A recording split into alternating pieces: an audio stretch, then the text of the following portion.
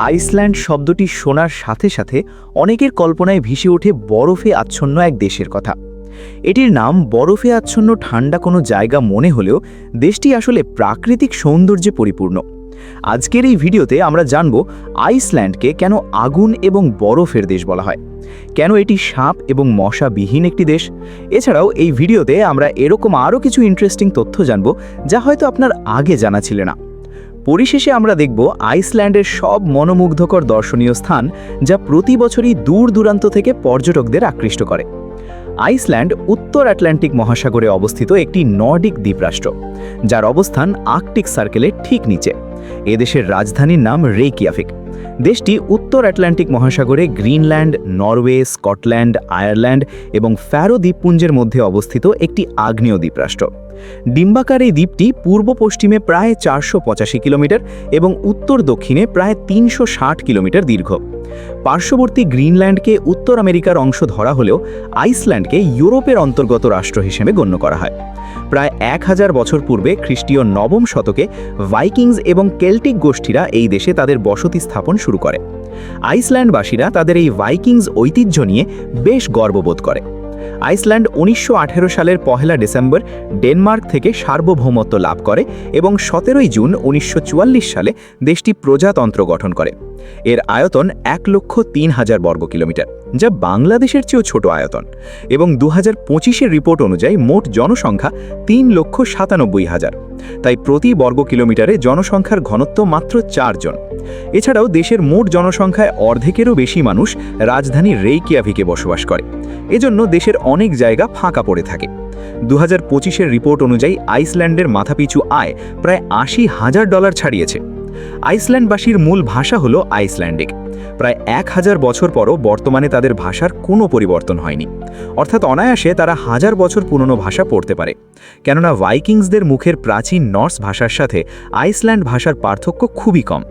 আইসল্যান্ডের জনসংখ্যার সাক্ষরতার হার প্রায় 99% এবং তারা শিক্ষা ব্যবস্থার উন্নতির ওপর অনেক গুরুত্ব দিয়ে থাকে।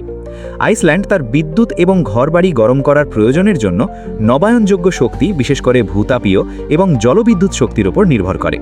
পর্যাপ্ত কৃষি জমি না থাকায় মাছ ধরাই এদেশের মানুষের প্রধান পেশা। এছাড়াও মাছ প্রসেসিং ও রপ্তানি করে এদেশ অনেক বৈদেশিক মুদ্রা আয় করে।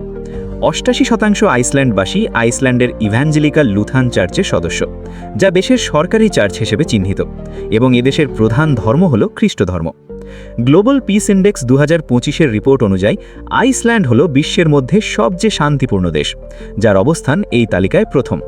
অপরদিকে পৃথিবীর শান্তিপূর্ণ দেশের তালিকায় বাংলাদেশ এবং ভারতের অবস্থান যথাক্রমে 123 এবং 115তম। আপনি কি জানেন আইসল্যান্ডকে কেন আগুন এবং বরফের দেশ বলা হয়? আইসল্যান্ড দেশটি ভূতাত্ত্বিকভাবে অনেকটা বৈচিত্র্যপূর্ণ। এখানে একদিকে যেমন দেখতে পাবেন ছোট বড় 130টির মতো আগ্নেয়গিরি, তেমনি অন্যদিকে রয়েছে বরফের চাদরে ঢাকা বিস্তীর্ণ হিমবাহ। এই উত্তপ্ত লাভা এবং বরফের বৈপরীত্য সহবস্থান মানুষের মাঝে এক বিস্ময়ের সৃষ্টি করেছে, যেটা খুব কম দেশেই দেখা যায়। তাই মানুষ আইসল্যান্ডকে অনেক সময় আগুন এবং বরফের দেশ নামে ডাকে। আইসল্যান্ডের কঠোর এবং অনিয়মিত জলবায়ুর কারণে এদেশে মশা বা সাপ নেই, যা এই প্রাণীদের তাদের জীবনচক্র সম্পন্ন করতে বাধা দেয়। বিশেষ করে তাপমাত্রা দ্রুত পরিবর্তন এবং হিমায়িত অবস্থার উপস্থিতি মশার প্রজনন চক্রকে ব্যাহত করে, এবং সাপের বেঁচে থাকার জন্য এদেশের জলবায়ু খুবই ঠান্ডা। তাই এখানে মশা ও সাপ সহজে টিকে থাকতে পারে না। অনেকেরই ধারণা আইসল্যান্ডের আবহাওয়া অত্যাধিক ঠান্ডা, তবে বাস্তবে তা মোটেও সঠিক নয়। দেশটির আবহাওয়া মাঝারি ধরনের, অর্থাৎ বেশি গরমও নয় আবার বেশি ঠান্ডাও নয়। শীতকালে এদেশের গড় তাপমাত্রা -1 ডিগ্রি সেলসিয়াস থেকে 4 ডিগ্রি সেলসিয়াসের মধ্যে হয়ে থাকে। আইসল্যান্ড একটি রুক্ষ দেশ হওয়ায় এখানে গাছের পরিমাণ খুবই কম, তাই এদেশে কোনো বন্য নেই। আইসল্যান্ডের পানি এতটাই বিশুদ্ধ যে কোনো প্রকার বিশুদ্ধকরণ প্রক্রিয়া ছাড়াই পানি প্রত্যেক ঘরে ঘরে সরবরাহ করা হয়। এদেশে কোস্টগার্ড ব্যতীত স্থায়ী কোনো সামরিক বাহিনী নেই, এবং আইসল্যান্ডের পুলিশ তাদের সাথে অস্ত্র হিসেবে বন্দুক বহন করে না। এর কারণ সেখানে অপরাধ খুব কম হয় এবং বড় ধরনের কোনো অপরাধ প্রায় অস্তিত্বহীন। আর্কটিক শিয়াল হলো এখানকার একমাত্র স্থলস্তন্যপায়ী প্রাণী, যা শেষ বরফ যুগের পরে প্রাকৃতিকভাবে দ্বীপটিকে উপনিবেশ করেছে। এদেশে রয়েছে তাদের নিজস্ব প্রজাতির কিছু ঘোড়া, যদিও এর আকার অন্যান্য ঘোড়াদের থেকে কিছুটা ছোট, তবুও ঘোড়াগুলো তার শক্তি, সহনশীলতা এবং কোমল মেজাজের জন্য পৃথিবীতে সুপরিচিত। আইসল্যান্ডিক ভেড়াগুলিকে ঐতিহ্যগতভাবে গ্রীষ্মকালের মাসগুলিতে খোলা চারণভূমি এবং পাহাড়ি ভূখণ্ডে অবাধে বিচরণ করার অনুমতি দেওয়া হয়। এদেশের বেশিরভাগ সমুদ্রকূল কালো রঙের, যা আগ্নেয়গিরির কালো বালি এবং ছাই দ্বারা গঠিত, এবং এই সমুদ্রকূলগুলো দেখতে কিন্তু ভীষণ সুন্দর। শীতকালে আইসল্যান্ডের দিনগুলি বেশ ছোট হয়ে থাকে, বিশেষ করে দেশের উত্তরাঞ্চলে। উদাহরণস্বরূপ বছরের সবচেয়ে ছোট দিনে মাত্র 4-5 ঘন্টা দিনের আলো থাকে, কিন্তু অপরদিকে গ্রীষ্মকালের দিনগুলো অনেক বড় হয়ে থাকে। আইসল্যান্ডকে পৃথিবীর অন্যতম সুন্দর দেশগুলোর মধ্যে একটি হিসেবে বিবেচনা করা হয়। আপনারা মোবাইল ফোন বা কম্পিউটার স্ক্রিনে প্রাকৃতিক দৃশ্যের যেসব সুন্দর ওয়ালপেপার দেখতে পান, তাদের অনেকগুলোই কিন্তু এই আইসল্যান্ডে অবস্থিত। বরফের কনকনে ঠান্ডা হিমবাহ থেকে শুরু করে আগ্নেয়গিরির উত্তপ্ত লাভা অথবা বিশাল সুউচ্চ জলপ্রপাত, কি নেই এদেশে? এসব প্রাকৃতিক বৈচিত্র্যতাই এদেশকে নিয়ে গেছে এক অনন্য উচ্চতায়। আইসল্যান্ডকে ঝর্ণার দেশ হিসেবে বললেও বোধহয় কোনো ভুল হবে না, কারণ এদেশে ছোট বড় সব মিলিয়ে প্রায় 10,000-এর মতো ঝর্ণা এবং জলপ্রপাত রয়েছে। এদের মধ্যে বিখ্যাত হল কিরকুজুফেল, স্কোগাফস, স্বার্তিফস, সেলিয়ালাঞ্জফস এবং ডেটিফস। কিরকুজুফেল আইসল্যান্ডের সবচেয়ে ছবি তোলা ঝর্ণা হিসেবে বিবেচনা করা হয়, এবং এর পাশেই দাঁড়িয়ে আছে 463 মিটার উঁচু এক পাহাড় চূড়া। এ ঝর্ণার স্বচ্ছ পানি এবং শান্ত স্রোতধারা এটিকে দিয়েছে এক অপরূপ সৌন্দর্য।